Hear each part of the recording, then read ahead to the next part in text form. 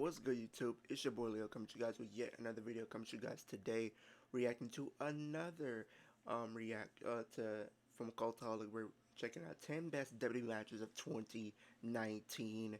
2019. I mean, there were some cool matches in 2019, but a lot of them weren't that good.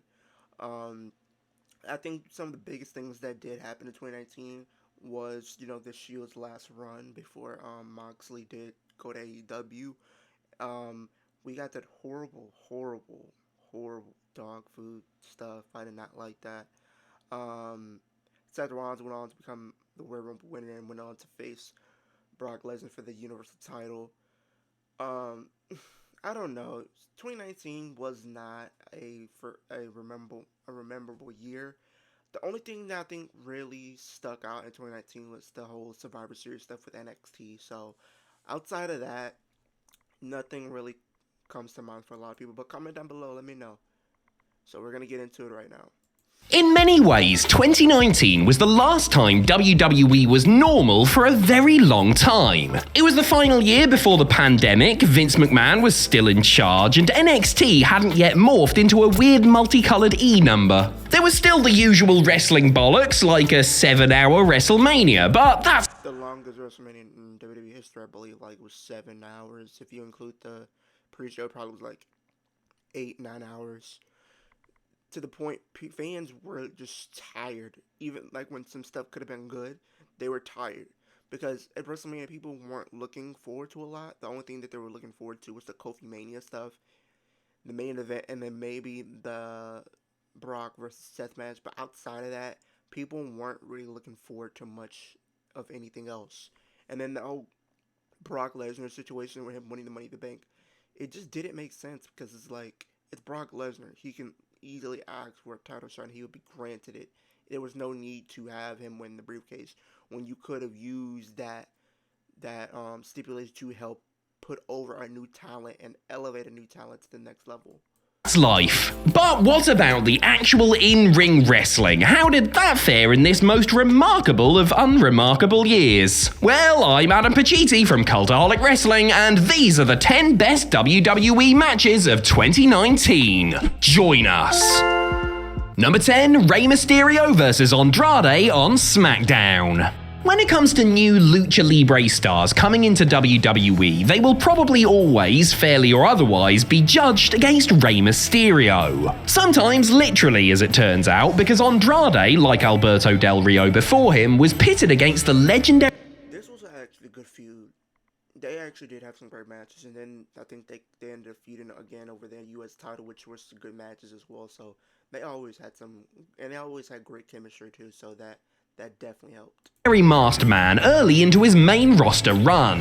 Their second ever televised singles match turned out to quite possibly be their best against one another, not to mention one of the best of 2019. Andrade may have dropped the Almas from his name, but his customarily high level of effort remained in a match with his ageless and equally hardworking opponents. Given 20 minutes to play with, Andrade and Mysterio took their time and started simple with some mat wrestling and relatively basic lucha sequences that were just a joy to watch. However, things didn't stay basic for too long, as both men started to unload some heavy artillery, including Rey hitting a gnarly diving Hurricane Rana off the apron to the floor. The match could have gone either way, as they ramped up the counters and near falls, with Zelina Vega proving the difference maker, as her distraction enabled Mr. Charlotte Flair to hit a devastating...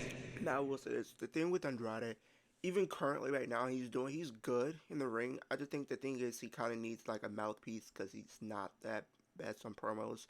So maybe at some point you could bring back Zelina Vega and probably pair them back up.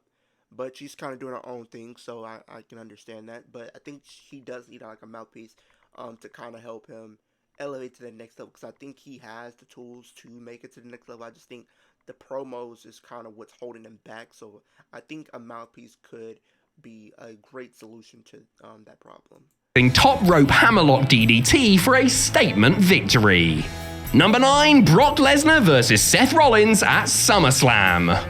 After winning the Money in the Bank which nobody wanted, which nobody needed, which he didn't need at all. but the match that he had with Seth at SummerSlam was good because the new story was, could Seth actually win it back, especially with the state that he was in, being, pretty much injured in kayfabe and storyline and stuff like that. So he did sell the injuries going into that match, and like I said, the question was, could he pull it off, and he ended up doing just that. Briefcase at the titular pay-per-view. Despite not really being in the match, the Beast would hold on to it until Extreme Rules. There, he would cash in on a knackered Seth Rollins to become Universal Champion for the 3rd time. Oh great, everyone thought, another never-ending Lesnar reign. Well, fear not, my friends, for Seth wasn't out of the race just yet. The two had their rematch in the main event of SummerSlam, with Seth's injured ribs playing a big part in the story. The former champion went into the bout heavily taped up, which Lesnar respectfully ignored, and I'm just kidding. He threw him around using the tape like Miss Trunchbull threw that girl with the pigtails in Matilda. Injury storylines can sometimes get in the way of good wrestling, but Rollins was able to work his kayfabe boo-boos into the match and put on a gutsy babyface performance. He overcame his opponent's relentless attacks with grit and courage, surviving multiple big moves to land several of his own. He finally floored Brock with a 3rd stomp and got the win. Number 8, Daniel Bryan and Eric Rowan versus Heavy Machinery versus The New Day at Extreme Rules. Remember when Daniel Bryan and Eric... Yeah, and this was actually good because this could have helped the tag team division. I think, you've had The New Day, who's been like a standard bearer of the tag team division for quite some time. You had, Daniel Bryan or Bryan Danielson and Eric Rowan.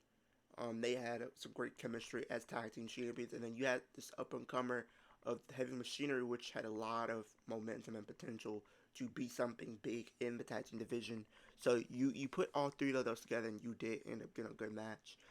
It sucks to say that over time that the Heavy Machinery didn't get where they should have been and should have had a tag title run, because I think they deserved it. I think that they could have done something with that. But it's one of those things that's starting to become like a process, or almost like a recurring theme. Like some of these great tag teams that have a lot of chemistry and garner a lot of crowd reactions don't end up becoming tag team champions for some reason. You look back at over the years and see how many tag teams fell in that spot where they were really over and had a lot of potential and momentum to become tag team champions, but ultimately never did. You look at teams like Crime Time Players. You look at teams like Heavy Machinery again. You look at teams like Enzo Amore and Big Cass, just to name a few, that are teams that fell in that category that just never were given the tag title straps. Eric Rowan were the SmackDown Tag Team Champions? That sure was a thing that happened, wasn't it? The unlikely duo, who were united by a love of the planet and flannel shirts, picked up the titles after the Hardy Boys had to vacate them. They defended them at the Stomping Grounds pay-per-view, another thing that happened, before putting them on the line in a triple threat match at Extreme Rules, also featuring The New Day and Heavy Machinery. Bryan, Rowan, Big E, Woods, Tucker and Otis is about as mixed up a lineup as you're gonna get in a wrestling match, which made for a really interesting contest featuring plenty of great combinations. There was high-flying, technical wizardry, strength-based wonderment, and enough meat to put a local butcher shop out of business. Big E caught a backflipping Bryan on his shoulders to set up Woods for the midnight hour, giving New Day a record-setting 4th reign with the blue tag straps. The truth is, though, that everyone was a winner here, as the match showed off exactly what they were all capable of in a beautiful display of choreographed violence. Number 7.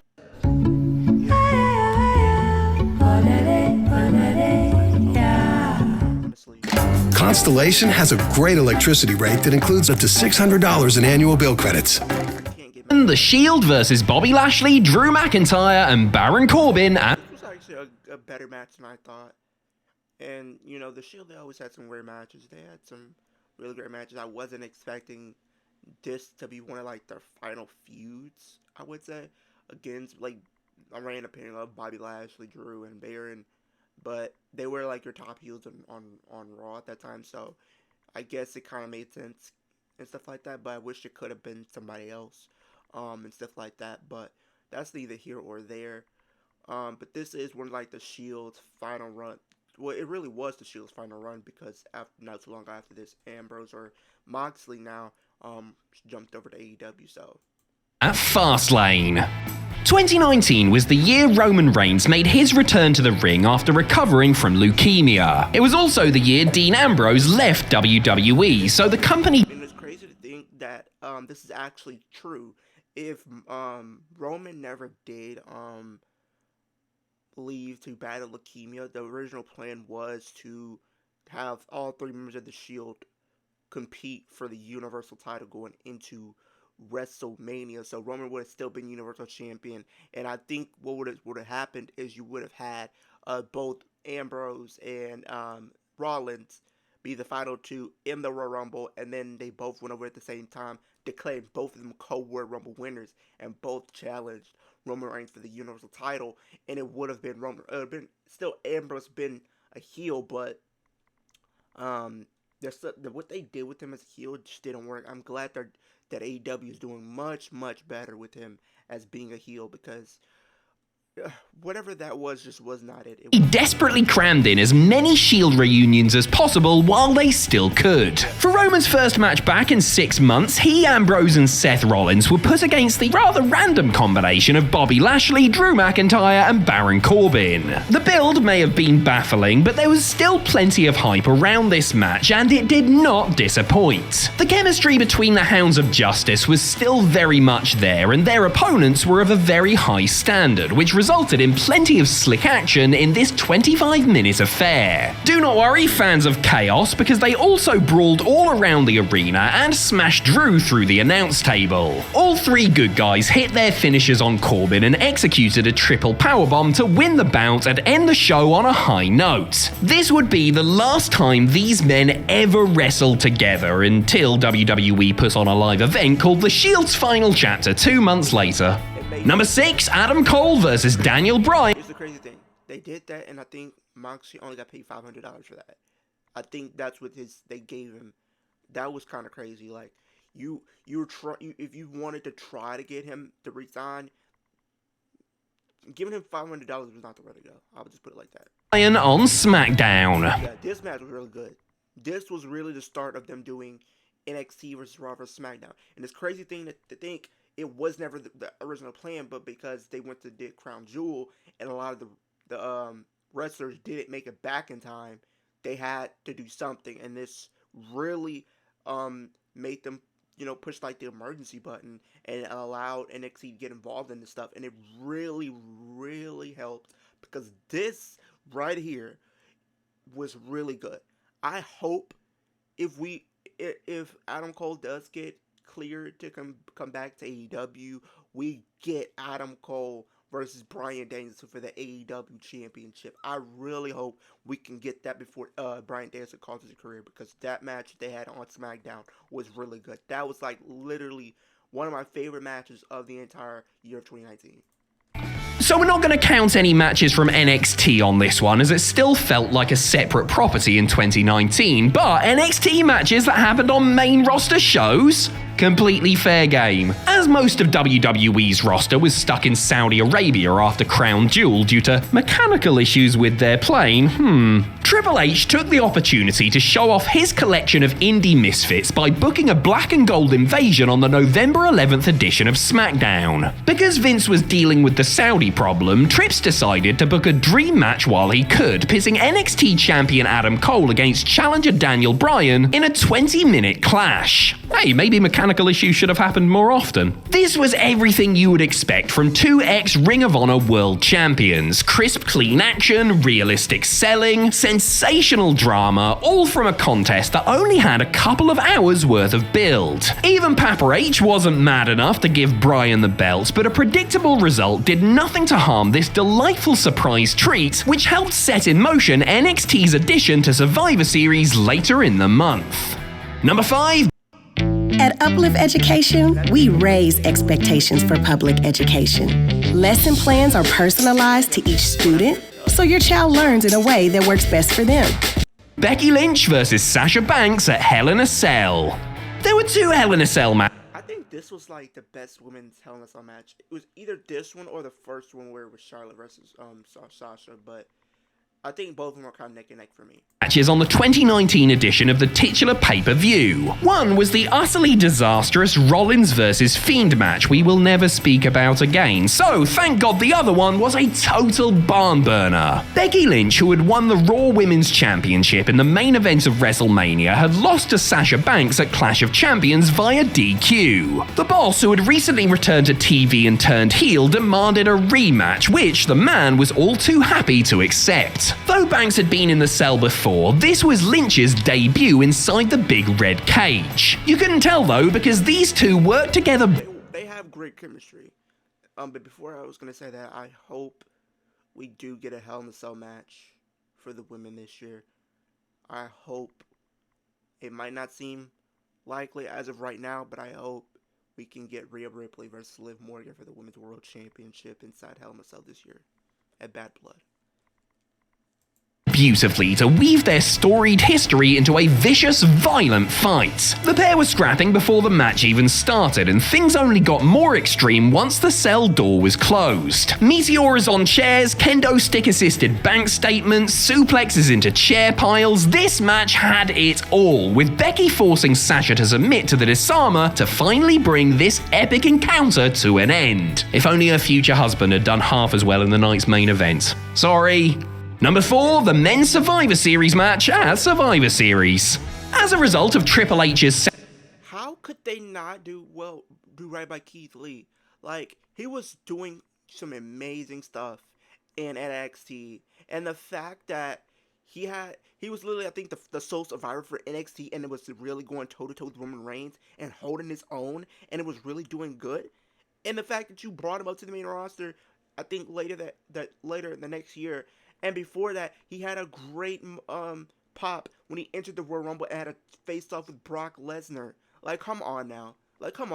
There's no excuses. There's none. Saudi-assisted NXT uprising, Survivor Series became a three-way dance, pitting Raw against SmackDown against the invading developmental brand. Most of the matches had some inter-brand theme, including 2 5-on-5 traditional elimination tags. The women's version was pretty good, but the blokes absolutely knocked it out the park. The level of talent on display among these 15 individuals was just staggering. Walter, the future Gunther, was the first man eliminated, which is really saying something about how stacked this match was. Over half an hour of action, the numbers were whittled down until it came down to Roman Reigns for SmackDown and Keith Lee for NXT. Mr. Limitless put on a fantastic showing, taking Reigns to his absolute limit and damn near beating him, only for the big dog to land a spear and win it for Team Blue. Although the underdogs didn't win, this was still a perfectly structured match full of great spots, plenty of twists and turns, and star-making performances from the NXT side.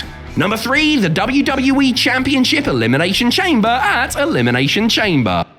This was really good because what it did, it garnered even more reactions for Kofi Kingston, and it really kicked off the Kofi Mania saga and the Kofi Mania storyline going into WrestleMania, because people wanted to see him win. People wanted to see him get an opportunity. People wanted to see him as WWE champion, and it's crazy to think it wouldn't have happened if Mustafa Ali never did get injured. So it kind of changed up a lot of things going into WrestleMania 35 that year. Were it not for a poorly timed injury, Mustafa Ali would have taken part in the WWE Championship Elimination Chamber match at the 2019 event. Instead, he was replaced by a member of the New Day, some lad called Kofi Kingston. After impressing in a gauntlet match on SmackDown, Kingston started to receive a groundswell of support from the fans, who all suddenly seemed to realise that he had been at the top of his game for over a bloody decade. This support continued inside the chamber, where Kingston was joined by Randy Orton, Samoa Joe, AJ Styles, Jeff Hardy, and defending WWE champion Daniel Bryan. Kofi valiantly fought his way to the final 2, even eliminating old enemy Randy Orton in the process, but fell just short of the mark when Bryan pinned him to retain the gold. Even without all the Kofi stuff, this was still a fantastic chamber match full of talented stars who made good on the environment. But there is no denying that Kingston was the driving force here. His story had carried captivated the WWE Universe, who had become so invested in seeing him win and were absolutely crushed when he didn't. Patience, my neckbeards, patience. Number 2, Seth Rollins versus AJ Styles at Money in the Bank. Prior to Best... That was probably like one of the best matches at Money in the Bank in 2019. It had to be, because those two, like, this was like a first ever. It was a dream match for many, myself included, and it didn't disappoint. It didn't disappoint just because the styles kind of just matched well and everything like that. So I can't get mad at this being on the list. Besting Brock Lesnar at SummerSlam, Seth Rollins also unseated the Beast at WrestleMania 35, winning the Universal Championship from him in the night's brief but highly entertaining opener. His first pay-per-view defense was set for Money in the Bank, and his opponent was definitely not going to cut their match short so that he could beat the traffic. AJ Styles earned the right to face Rollins, beginning a slow heel turn in the process. He was still mostly a babyface going into the match, but was certainly acting more aggressively, which gave their encounter just that bit more intrigue. That said, Styles and Rollins could have been fighting over who got to make dinner, and the actual wrestling would have still been great, obviously. Two generational talents going head-to-head over a world title rarely disappoints, and this example did not buck that trend. This hyper-athletic display of speed, skill, and coordination blew everybody away, with the apex coming when Styles somehow reversed a stomp into a picture-perfect Styles clash. Is that even scientifically possible? Someone call Bill Nye. Rollins managed to retain, but the result could have easily been different on another day. Number 1, Daniel Bryan versus Kofi Kingston at WrestleMania 35. Their storyline was entertaining, the match was compelling, and the story within the match, can Kofi overcome the odds? Can Kofi beat the system and become the WWE champion? And like Daniel Bryan being going up against what he used to he was always labeled a B+ player. He went against the odds and he was able to make, but now he's going against everything that made him what it is. So it was very interesting. Fans who feared that Kofi Kingston's spike in popularity would peter out before WrestleMania 35 needn't have worried, because it was still going strong by the time the show rolled around. After overcoming numerous obstacles, some of which made sense, others not so much, the longtime journeyman finally had his chance to shine when he squared off with Daniel Bryan for the WWE Championship at the Showcase of the Immortals. In terms of in-ring action, this was good, don't get me wrong, but it was hardly the best ever. The thing is, that simply didn't matter. This was about the story, a hero trying to prove himself against a villain who just 5 years earlier had been in the exact same spot, yet offered no sympathy. The stars had aligned to create this perfect moment, and fans just lapped it up. When Kingston pinned Bryan after a Trouble in Paradise, it was the culmination of a lifetime's worth of passion, graft, and tenacity. In terms of feel-good Mania moments, they don't come much better than watching Kofi celebrate. One of the best feel-good moments in WWE history.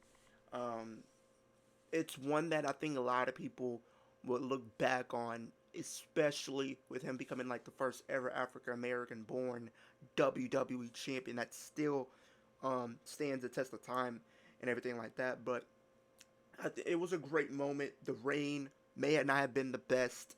The way he lost it sure was not the best, but the moment itself really is something once in a lifetime type of feeling. So definitely was kind of happy to see Kofi Kingston become WWE champion and reach that moment and get that accolade that he rightfully deserved after all the hard work he has put in to get to where he is. So I will say that. But comment down below, let me know, what is your favorite match or favorite matches of 2019 if they weren't on the list, and if they were on this list, why were they some of your favorite matches of the year and everything like that. I would love to hear what you guys have to say in the comment section down below. On the road to 300 subscribers, but the ultimate goal is 10K. When I do hit 10K, I will do a giveaway when one of my lucky subscribers will have the opportunity to win a WWE Championship from WWE Shop. So if you want to have the opportunity to be one of that potentially lucky subscribers that does win that giveaway, go subscribe to the channel. It's absolutely free. You can always change your mind in the future. But why would you want to do that? I'm trying to give you guys daily wrestling content. The grind does not stop. Super kick that like button. It helps my channel get pushed across the platform so more people can see what I'm doing here on YouTube. Superman Punch, that post notification bells, and every time I post a new video, whether it's a reaction video, rant video, live stream, any type of video, you will be in the loop of things when I do drop a video. And spear that subscribe button. It takes 3 seconds I need a day to do 3 things for me, helps in the progression of my channel. So I appreciate everybody have a great day, a great week. Stay tuned. I will probably be doing an episode on my podcast channel, bringing it to the ring. So stay tuned for that. I will leave the link down in the description. Go subscribe to the channel. We'll be doing a lot of great stuff over there. Today we'll be predicting the 2025 Royal Rumble months in advance. So go stay tuned for that. And everything. But I hope everybody has a great day, a great week, and I'll see you guys in the next video.